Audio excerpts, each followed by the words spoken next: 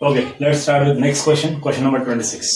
अब सबसे पहले एक बात ध्यान रखिएगा, as far as board examination are concerned, okay, जो बोर्ड एग्जामिनेशन है उसके पॉइंट ऑफ व्यू से क्वेश्चन नंबर 26, 27, 28, 29, 30 या इस टाइप के जो क्वेश्चंस है, यही क्वेश्चंस जनरली बोर्ड एग्जाम्स में आते हैं।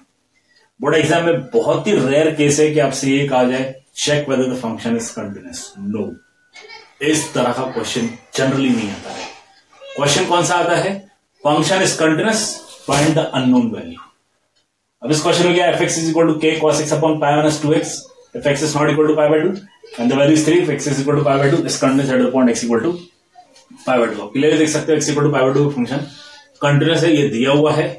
x not equal to pi by 2 के लिए फंक्शन क्या है, फॉर्मूला क्या है वो दिया है। x equal to pi by 2 के लिए फंक्शन क्या है या वैल्यू क्या है वो दी हुई है।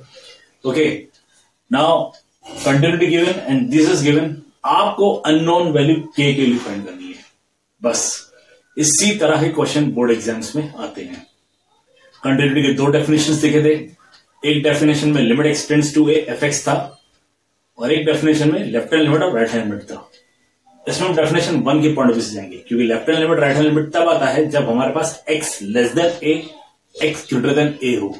ठीक है, जब हमारे पास x लेस देन ए या x ग्रेटर देन ए नहीं रहता है, simply x not equal to a रहता है, जैसे यहाँ पे x not equal to pi by 2, तो ऐसे केस में पहला डेफिनेशन यूज किया जाता है। Okay, now see this is important, is continuous at point x equal to pi by 2, therefore limit x tends to pi by 2 fx, this is equal to f of pi by 2 and this is nothing but 3। ये देखिए fx 3 दिया है और x equal to pi by 2। Now, just gives you limit x tends to pi by 2 k cos x upon pi minus 2x is equal to 3। आप के लिए देख सकते हो लिमिट जो आपका वो 0 by 0 टाइप का है। ओके, 0 by 0 टाइप कैसे हो गया? यदि हम x की डायरेक्ट वैल्यू पाई बाय 2 यहां पुटअप करते हैं तो ये 2 पाई बाय 2 है, यहां पाई बाय 2 पुटअप करेंगे, 2 cancel, you get pi, pi minus pi will turns out to be 0। जब आप यहां पुटअप करोगे cos pi by 2, cos pi by 2 की वैल्यू 0 आती है। क्लियरली 0 by 0 टाइप है, इंटरमीडिएट फॉर्म में 0 by 0 टाइप है। अब हमें करना क्या है? हमें यह चेक करना है कि ये 0 by 0 एलिमिनेशन हो सकता है क्या, या कोई फॉर्मूला एडजस्ट हो सकता है। So let's try for the formula. लेकिन हर फॉर्मूले में यहाँ पे वेरिएबल टेंड टू 0 होता है और यहाँ पे x tends to pi by 2 है, तो हम वेरिएबल चेंज करेंगे। x की जगह पे वेरिएबल नया लेके आएंगे, सपोज y या h जो भी होगा, और वो टेंड टू 0 होगा। तो हम क्या करेंगे? Substitution, put x is equal to pi by 2 plus h means x minus pi by 2 equal to h. As x runs towards pi by 2, h will run towards 0. Substitution होने के बाद आप यहां पे लिखोगे limit x tends to 0, x पूरी तरह से हट जाएगा, सब्स्टिट्यूट हो जाएगा, you get k cos of pi by 2 plus h upon pi minus 2 pi by 2 plus h. You get this. x के यहाँ पे पाई बाय 2 प्लस h आएगा, यहाँ पे x के यहाँ पे पाई बाय 2 प्लस h आ जाएगा। This is equal to 3। आप नोटिस कर सकते हो सब्स्टिट्यूशन करने के बाद पुराना वेरिएबल x कहीं भी दिखाई नहीं दे रहा है, सीधे सीधे पूरा नया वेरिएबल आ गया।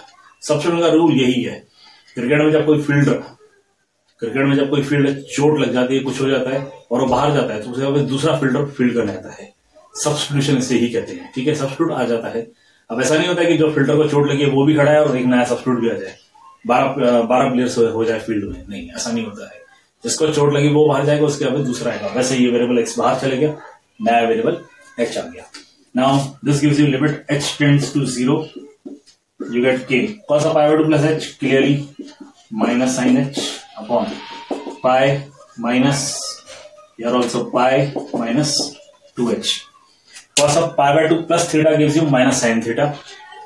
यहाँ पे pi as it is minus 2 into pi by 2, 2 cancel, you get minus pi and minus into plus minus 2h, this equal to 3। Then this pi and pi get cancel, you get limit h tends to 0, you get minus k sine h upon minus 2h। Pi और pi cancel हो गया, denominator में रह जाएगा minus 2h और k into minus sine h minus k sine h, this is equal to 3। ये negative sine cancel, k upon 2 limit से बाहर निकाल दीजिए, कांस्टेंट है, you get limit h tends to 0, sin h upon h is equal to 3। This gives you k by 2, this is 1 is equal to 3। Limit x tends to 0, sin x upon x 1 आता है, formula studied in 11th standard.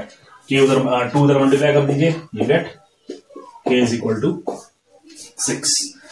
ध्यान रहे board exam में इसी तरह के questions आ सकते हैं जहां पे एक पर्टिकुलर पॉइंट के लिए कंटिन्यूटी आपको दी रहेगी and you have to find the unknown term. Continuity दी है मींस डेफिनेशन फर्स्ट या डेफिनेशन सेकंड सेटिस्फाई होगी। अगर नॉट इक्वल टू ए वाला पार्ट है तो डेफिनेशन 1 रहेगा।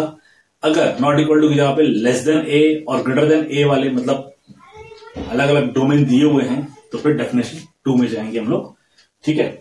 सो by definition first this you can limit extends to pi by 2 f x is equal to f of pi by 2 which is 3।